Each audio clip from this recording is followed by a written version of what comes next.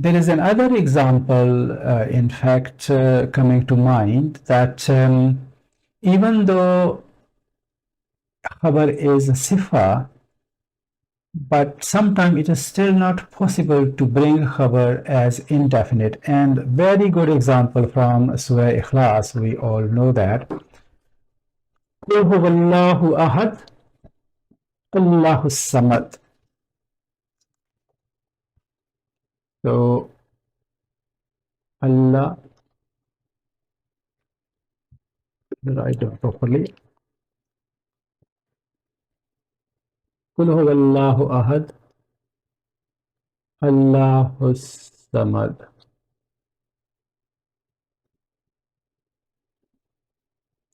So what we basically saying here is that Allahu as-samadu.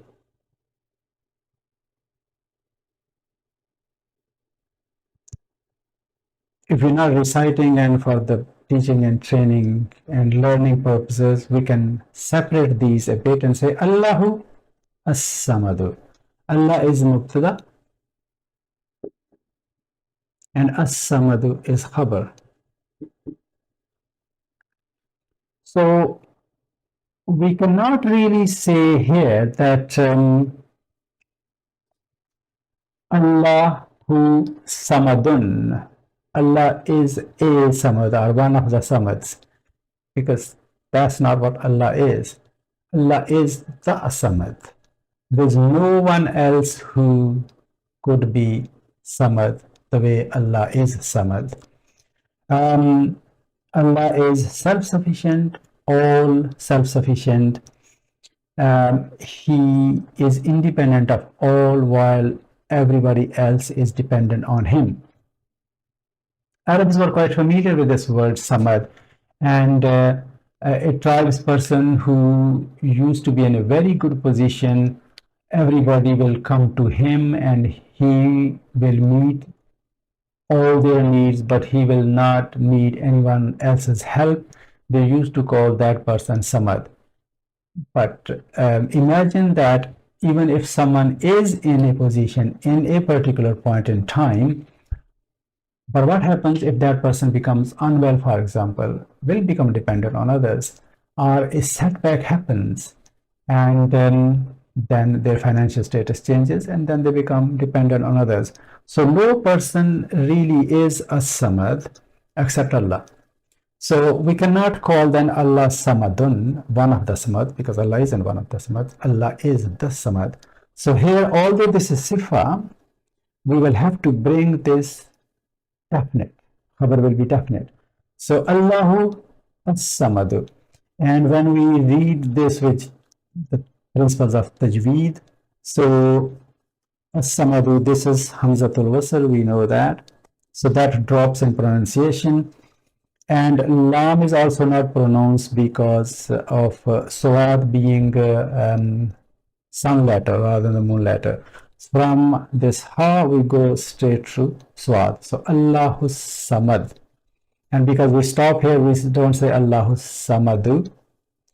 We just say Allahu samad. The point to make here is that samadu is in rafa. Allah is in rafa. As-samadu is in rafa as well. And we know that mubtada is always in rafa, and khabar on its own right is always in rafa. So in this construction, in this small ayah, which is a jumla ismiya, it is a mubtada and khabar construction, and it then makes jumla ismiya khabariya.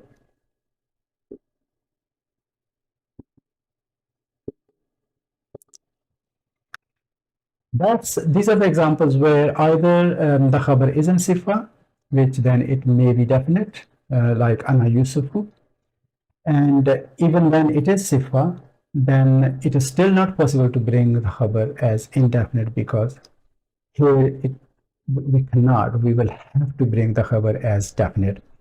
So this is kind of one exception.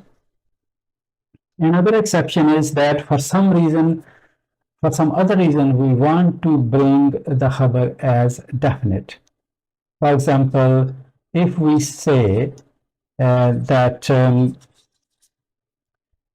we can say in our original example, al waladu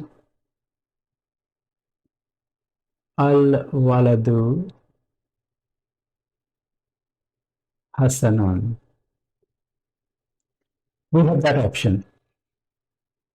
But for some reason, if we want to bring this khabar as a definite, and the reason could be that if it is in a poetry, for example, we want to rhyme one part with the other part, or the balance of one a verse of a piece of poetry with another verse, for example, etc. etc. So there could be examples there. Then there we may have to bring the khabar as definite. So what we do is, in that case, we can bring the relative pronoun between these two. So we can say al waladu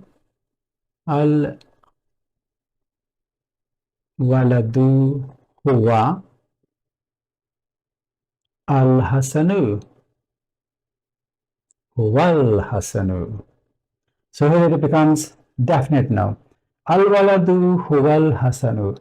The boy is good. That's one translation. And the other could be that sometimes to bring emphasis in our conversation, speech, and in our writing, we use the same style to bring some kind of emphasis. If we want to say only the boy is good, this will be another translation of that. But another better example will be, for example, in al-mu'minuna humul muflihuna. That's right down here.